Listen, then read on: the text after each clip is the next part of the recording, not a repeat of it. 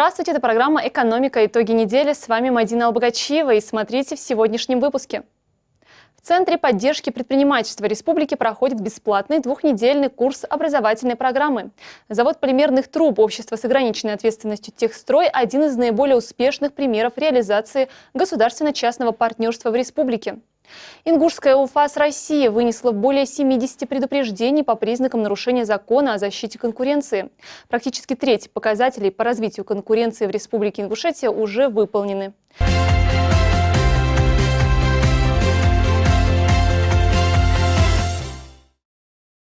В Центре поддержки предпринимательства Республики совершенно бесплатно можно получить консультацию опытных экспертов по вопросам бизнес-планирования, ведения бухгалтерии и маркетингового сопровождения. Подробнее о Центре расскажем в следующем сюжете. Хотя бы раз каждого из нас наверняка посещала мысль о запуске своего бизнеса. Причин, побуждающих начать свое дело, множество. Кому-то надоело работать по строгому нормированному графику, кто-то не может найти себе применение в предлагаемых на рынке труда профессиях, а другому вообще не нравится зависеть от работодателя. В таких случаях, конечно, организация своего дела – лучшее решение, но для этого нужно обладать некоторыми знаниями, а также понимать, чем именно вы хотите заниматься. Когда решение принято, нужно найти себе помещение, оборудование, сотрудников, если вам все это необходимо для ведения своего дела. И это еще не все. Чтобы заниматься бизнесом легально, нужно его зарегистрировать. А для этого начинающему предпринимателю понадобится помощь специалистов. Различную помощь начинающим бизнесменам оказывает Центр поддержки предпринимательства. Основная наша задача – это выполнять те задачи, которые ставит перед нами Министерство экономического развития Республики Ингушетия, которое нас учредило в прошлом году. И среди основных целей являются мероприятия, связанные с обучением предпринимателей различным, мы проводим образовательные мероприятия. Центр поддержки предпринимательства действует у нас в регионе с 2017 года. Он открыт в рамках реализации политики в сфере развития малого и среднего бизнеса. Целью деятельности является оказание комплекса информационно-консультационных и образовательных услуг субъекта малого и среднего предпринимательства. В 2017 году консультационную и образовательную поддержку на базе Центра получили более 1300 субъектов малого и среднего предпринимательства. Проведены мероприятия, направленные на обучение субъектов малого и среднего предпринимательства особенностям участия в закупках товаров, работ, услуг для государственных нужд. Организовано обучение по программам корпорация МСП, деловая среда и другие. Мы организуем для предпринимателей консультации, проводим семинарские занятия, тренинги, и различные круглые столы. Сейчас как раз продолжается двухнедельный курс. Обучение началось 5 ноября. По завершении обучения участникам выдаются удостоверения о повышении квалификации. Те образовательные или консультационные услуги, за которые в прошлом предприниматель должен был платить из своего кармана, обращаясь к нам, он их получает бесплатно. Все мероприятия, которые нами организовываются для предпринимателей, совершенно бесплатно. Что взамен мы требуем от предпринимателей? Главным образом не бросать свое дело, развивать его, искать различные пути решения определенных каких-то проблем, которые перед ними возникают. В этом тоже мы им помогаем, независимо от каких-то мероприятий. Предприниматели к нам, к коллективу Центра обращаются, и в меру своих сил мы им помогаем. Приглашаем в том числе и на будущие какие-то мероприятия. В общем, не бросаем наших предпринимателей в беде. И они со своей стороны, в свою очередь, обещают, что будут развивать свое дело и будут, например, один из индикаторов эффективности нашей работы, эффективности работы самих предпринимателей является, например, трудоустройство граждан. То есть они находят специалистов для решения определенных задач, которые, собственно, они сами перед собой ставят. Центр оказывает следующие виды услуг: финансовое планирование, маркетинговое сопровождение деятельности и бизнес-планирование, правовое обеспечение, информационное сопровождение, патентное, лицензионное сопровождение деятельности, а также помогает в подборе персонала.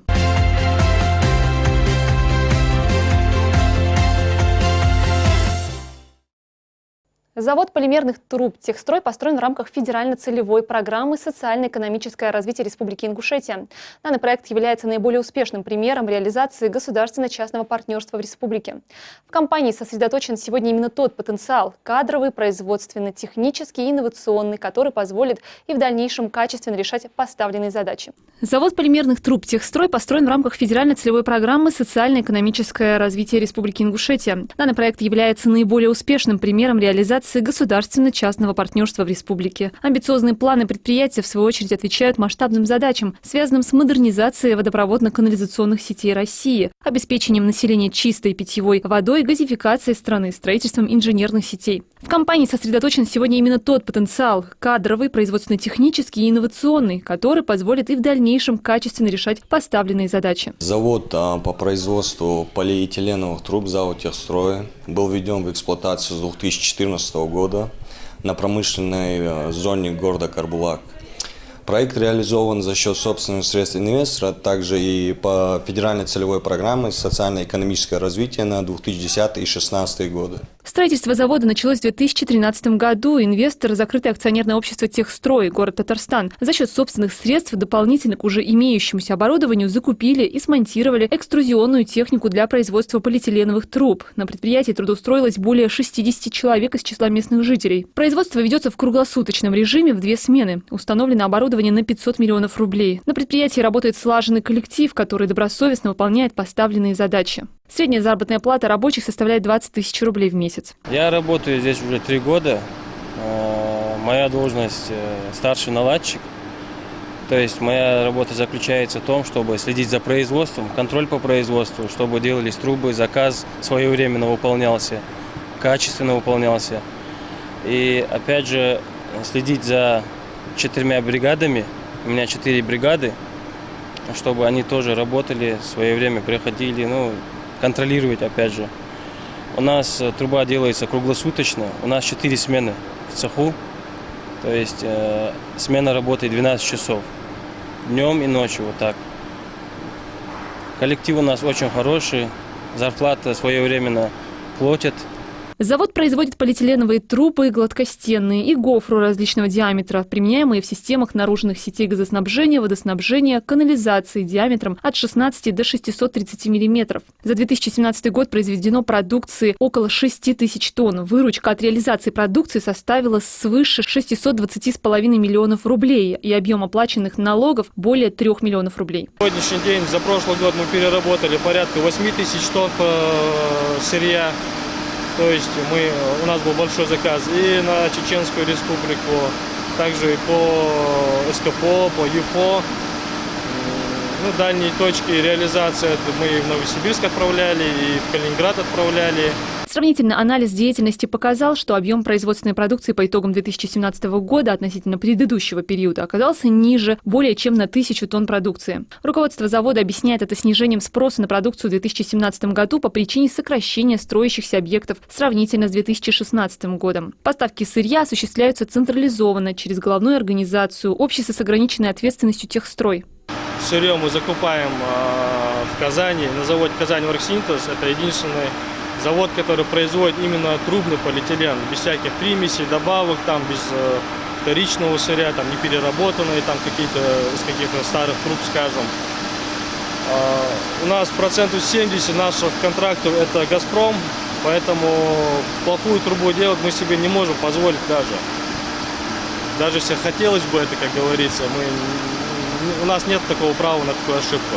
Первоначально штатные работники прошли обучение в городе Казань. Новые кадры обучают специалисты, уже имеющие определенный опыт работы на предприятии. Сбыт продукции осуществляется централизованно. Проблемы с реализацией готовой продукции отсутствуют. Основными заказчиками продукции являются «Газпром», «Спецстрой», водоканалы и строительные компании. Реализация продукции осуществляется на территории Северокавказского и Южного федеральных округов. Около 5% продукции реализуется в республике, остальная вывозится за пределы Ингушетии.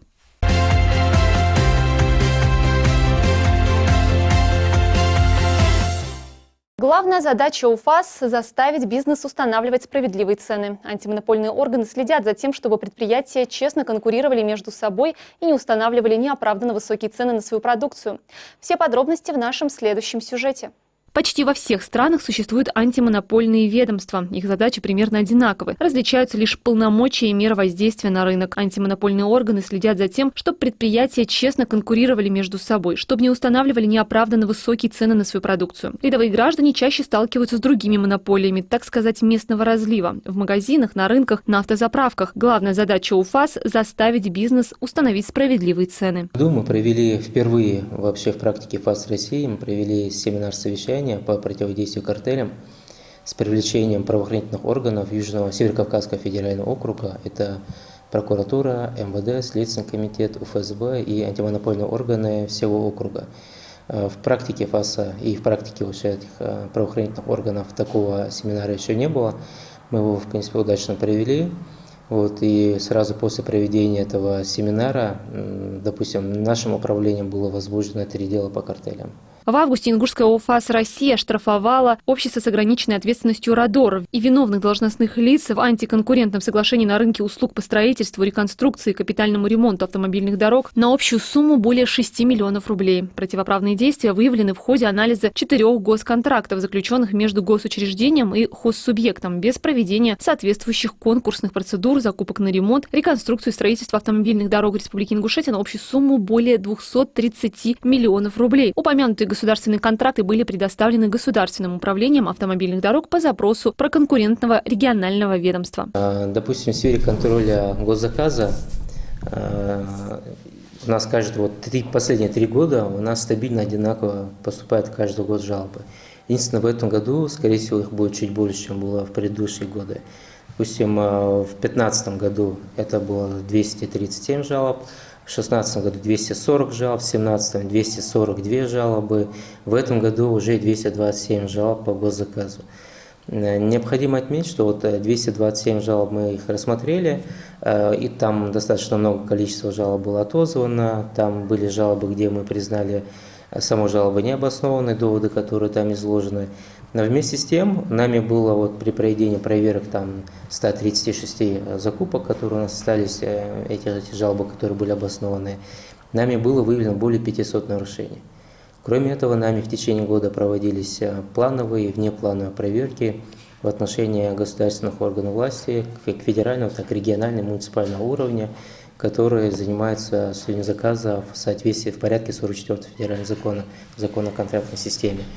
Не было еще ни одной проверки, где бы мы не выявили ряд нарушений. Достаточно много нарушений, они из года в год перетекают, и можно сказать, что основная часть выявляемых нарушений нетипичны. Это нарушение документации, излишние требования к участникам торгов, несвоевременное размещение информации в информационной системе, закупки ГОВРУ, либо на электронных торговых площадках. Например, антимонопольный орган может запретить организациям использовать свое доминирующее положение на рынке, заключать соглашения, способные нарушать конкуренцию, и дать одной фирме монопольное право на выполнение заказов и оказание услуг. Федеральная антимонопольная служба России признала, что оба акционерных общества воспользовались доминирующим положением на рынке и подняли цену. Служба вводит запреты на координацию экономической деятельности, на недобросовестную конкуренцию и на согласованные действия органов власти и негосударственных организаций, которые могут стать причиной монополизации рынка. Антимонопольная служба регулярно проводит проверку фирм, запрашивает информацию об их сделках, а также следит за соблюдением антимонопольного права в рекламной деятельности. Это соответствовало действительности, поскольку их поисковая доля достигла на тот момент 51%. Но законодательство запрещает некорректное сравнение между участниками рынка и их товарами. В частности, недопустимо заявлять о том, что товар одной компании лучше товара другой, но разрешено использовать конкретные параметры продукта, которые подтверждали бы его первенство. Вдобавок ко всему, Федеральная антимонопольная служба страны подготавливает законопроекты, в том числе федеральные законы и постановления правительства России. Нарушения, которые нами выявляются, за них необходимо нести ответственность. Ответственность у нас предусматривается как КоАПом, так и Уголовным кодексом. Если мы берем КоАП, Кодекс о административных правонарушениях, то нарушения также, постановления, которые мы выносим о наложении штрафа, они также с года в год увеличиваются. Если в 2016 году было всего 396 постановлений вынесено, то в 2017 году уже 428 и в 2018 году уже 426 на сегодняшний день. То есть в этом году мы думаем, что около 500 административных штрафов будет наложено. Это десятки миллионов рублей. То есть санкции, соответственно, допустим, если это штраф по антимонопольному законодательству, то санкции очень серьезные. Служба также регулирует тарифы электроэнергетических, газовых, железнодорожных и других предприятий, являющихся естественными монополиями. О своей деятельности антимонопольная служба ежегодно отчитывается правительству России. Прошлым летом и осенью практически на всей территории страны наблюдалось снижение розничных цен на автомобильное топливо, и это заслуга антимонопольной службы. Сначала нужно сказать, что в нашем субъекте одни из самых низких цен на бензин во всей Российской Федерации. Мы постоянно мониторим, ежедневно мониторим ситуацию на этом рынке. Буквально на днях вышло постановление правительства о необходимости регулирования этой сферы, о необходимости контролировать цены на топливо. И сегодня буквально получили поручение Центрального аппарата ФАС России о продолжении ежедневного мониторинга и следить за закупочными ценами и ценами на реализации. Если цены на реализацию выше 4%, то необходимо, и мы будем применять, соответственно, меры антимонопольного реагирования. Но на сегодняшний день у нас, пока ситуация, которая у нас складывается на этом рынке, она входит в рамки законодательства. Специалисты Ингушского УФАС России привлекли к административной ответственности общество с ограниченной ответственностью «Прогресс-М» и 2 индивидуальных предпринимателей за картельный сговор. Нарушение законодательства выявлено специалистами ведомства в ходе мониторинга сайта госзакупок. 3 участника открытых аукционов, хозсубъекты и 2 индивидуальных предпринимателя заключили антиконкурентное соглашение в части поддержания цен на торгах при поставке медтехник для нужд медучреждений региона. Комиссия установила, что участники, сделав в ходе аукционов ценовые предложения с минимально возможным снижением 1-2%, поданные от одного IP-адреса, отказывались от дальнейшей борьбы. Подтверждением сговора послужил анализ свойств файлов, полученных от электронных торговых площадок, а также идентичность содержания заявок участников сговора. Кредиты. Практически все граждане, которым в последние годы приходилось брать кредиты в банках, сталкивались с тем, что уже после подписания договора они узнавали, что платить по кредиту им придется гораздо больше, чем они предполагали. Первоначальная информация об условиях кредита и договоры составлялись таким образом, что человек без специального образования не мог понять, чем ему это обернется. Поэтому Федеральная антимонопольная служба совместно с Центробанком разработали правила раскрытия информации для заемщиков. В результате многие банки не только стали правду говорить, но даже снизили некоторые издержки потребителей по обслуживанию кредитов. Мы занимаемся и контролем, надзором финансовых рынков. На рынке финансовых услуг, те нарушения, которые происходят, ни одной жалобы к нам пока еще не поступало. То, что сами проверяли, смотрели, там тоже ничего нет. В основном это у нас были бы нарушения, допустим, при рекламе финансовых услуг. Но опять же, у нас этой рекламы практически и нет в республике, у нас и нет конкуренции в банковской сфере, к сожалению. Наша республика там представлена 2 банками, это Государственный банк, Сбербанк и Россельхозбанк. Конечно, хотелось бы, чтобы у нас присутствовали, физически присутствовали не только в интернет-пространстве и другие банки. В интернет-пространстве у нас еще пару банков тоже присутствует, но не буду их рекламировать, просто мы знаем, что они есть. Но и хотелось бы, конечно, чтобы они физически здесь присутствовали и давали бы конкуренцию тем банкам, которые сегодня у нас есть на рынке. Антимонопольная служба использует различные меры по воздействию на участников рынка. В целях защиты конкуренции служба вносит изменения, новые положения в правовую основу, которой руководствуются стороны при заключении сделок и договоров, устанавливает антимонопольные требования к торгам, а также создает условия для состязательного отбора исполнителей заказа, в том числе государственного и муниципального уровней, вводя те или иные ограничения и предписания.